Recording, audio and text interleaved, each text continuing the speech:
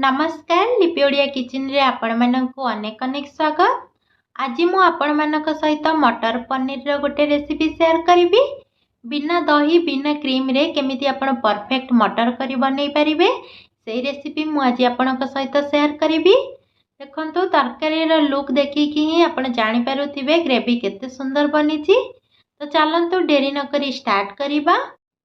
मटर पनीर पाई मुझे 200 ग्राम पनीर नहीं आ पनीर मु घरे बनई आपण केंती घरे परफेक्ट पनीर बनई पारिबे मु गोटे वीडियो रे आपण सहित शेयर करी। आठी मु किछि गोटा मसला नहीं आ 2 रु 3 टी कंचा लंका को मु एपरि भाबरे चिरिकी नहीं जाईछि। आ किछि कस्तूरी मेथी को मु टिके हल्का फ्राए करिकी क्रश करिकी नहीं जाईछि। आ 2टी तेजपत्र नहीं आ एठी मु 200 ग्राम मटर छुई नहीं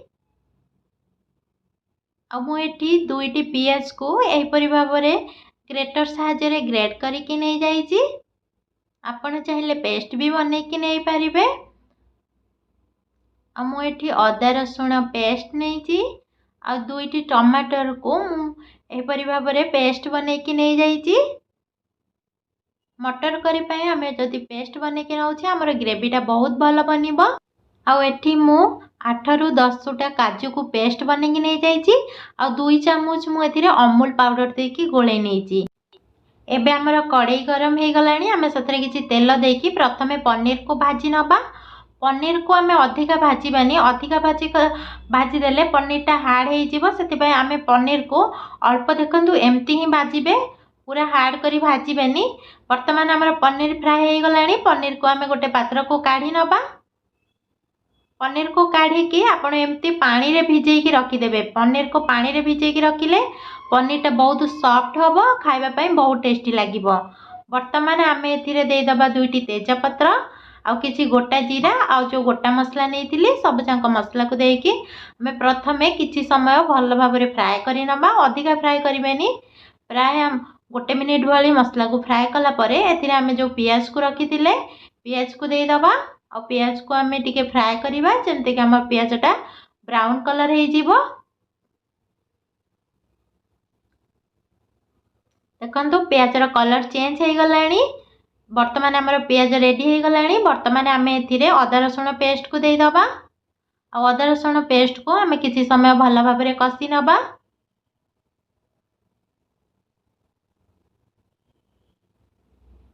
आपण जदि एमती सब पेस्ट बनईकी पनीर करी करूछंती ताले टेस्ट बहुत भल आसीबो। एबे मु एथिरे 1/2 टीस्पून चिल्ली पाउडर दे दोची, 1/2 टीस्पून हल्दी पाउडर, 1 टीस्पून जीरा पाउडर और 1 टीस्पून धनिया पाउडर दे दोची। मसला को आम एठी 1 रु 2 मिनिट भल भाव में कषिबा। अधिक समय कषिबेनी नले मसला जली जिवो। देखंतु मसला एबे मु कषि साला परे एथिरे दे दोची टमाटर पेस्ट देकी मसला को आउ किछि समय कषिबे जेमते कि टमाटर गोटे स्मेल थाए स्मेल चली जिवो। आ आमर ग्रेवीटा तेल छाड़ी आरंभ करदेव से पर्यंत आपण भल भाव में कषिबे। देखंतु वर्तमान तेल छाड़ी आरंभ करदेलानी। वर्तमान आम जो काजू पेस्ट करके रखिथिले काजू पेस्ट को दे दबा। सेतरे किछि पानी देकी आउ किछि समय भल भाव में कषिबा। आ मु एथिरे 2 टीस्पून अमूल पाउडर देइछि। आपण अमूल पाउडर सियोर देबे जहाँ फल आमर पनीर करीटा बहुत टेस्टी लागिबो। वर्तमान आम या किछि समय भल भाव में 4 रु 5 मिनिट भल भाव में मसला को कषिबा। देखंतु मसलाटा भल भाव में कषि हो गलानी तेल छाड़ी आरंभ करदेलानी। जेतेबेले तेल छाड़ी आरंभ करदेव आपण जानिबे मसला भल भाव में हो जाइछि। एबे आम एथिरे ग्रीन मटर को ऐड करदबा। आ मटर को देकी भल भाव में कषि नबा। मुझे कंचा मटर नहीं आपण जदि चाहिए मटर कंचा नहीं पारे ना बॉयल करके नहीं पारे। एबे आमर मसला टिके समय कषि सारा परे मटर देकी आम एथिरे पनीर को ऐड करदबा। आ पनीर को 2 रु 3 मिनिट भल भाव में कषिदबा जमते कि आमर मसलाटा सबुथिरे भल भाव में मिक्स हो। जेतेबेले आपण पनीर करी बनाउछंती पनीर को आपण निश्चय भाजी साइला परे पानी रे पकई देबे जहाँ फल पनीरटा बहुत सॉफ्ट हम और खाइबा पई बहुत टेस्टी लागिबो। एमती आमे किछि समय कषिला परे आमे वर्तमान एथिरे पानी ऐड करि दबा। मु एठी 200 ml भली पानी नेइची। पानी देकी आमे प्रथमे टिके चलै नबा आवश्यक हेले आमे आउ पानी दबा। मु एठी आउ किछि पानी नेइची। आउ अल्प पानी एठी दे दउची। पानी देके आम एको घोड़े की फुटवा छाड़ी दबा। आपण एहीपरी थरे पनीर करी बनातु घरे खातु आ समस्त को खुआतु बहुत पसंद आसीबो आ टेस्ट बहुत भलो। आपण थरे बने के खाइले ही जानि परिबे केते टेस्टी। जेमती आपण होटल आ रेस्टोरेंट रे खांती सेमती टेस्ट फील करिवे बहुत ही टेस्ट बढ़िया आरो। वर्तमान देखंतु हम पनीर करी रेडी हे गलानी। एही परी स्ट्रक्चर रखिबा पनीर करी टिके ठंडा हेले से आउरी बहलिया हे जिवो। वर्तमान आम एथिरे कस्तूरी मेथी को ऐड करी दबा। कस्तूरी मेथी को आपण टिके फ्राए करिके नै जिवे।